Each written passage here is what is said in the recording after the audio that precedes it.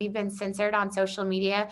Facebook shut us down. Kylie Jane Kramer is the executive director of Women for America First, a conservative women group whose Stop the Steal Facebook page was shut down in November for promoting election misinformation regarding ongoing vote counts. After that, we saw censorship from MailChimp that shut down our nonprofit account that we've had for years.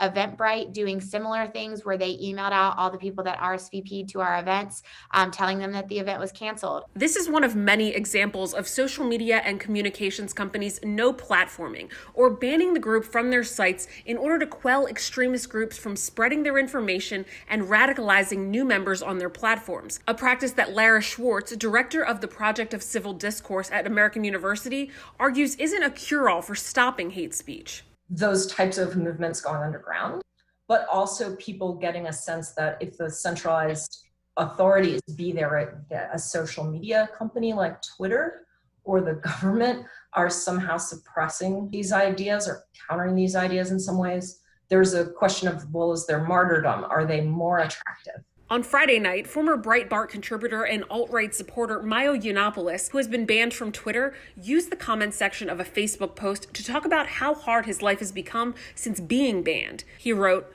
"I have lost everything standing up for the truth in America, spent all of my savings, destroyed all of my friendships, and ruined my whole life." According to Twitter's latest transparency report analyzing 91% of the accounts that were suspended for spreading extremist information, action was taken on 86,799 unique accounts during this reporting period. 74% of those accounts were proactively identified and actioned. But despite Facebook and MailChimp no platforming the Women for America First group, the protest scheduled for Wednesday at the Ellipse is still expecting to bring thousands of people from across the country to the district to protest the results of the election. But the biggest danger facing us now is what's going to be decided on Congress tomorrow is whether a lie can govern the country in place of an election.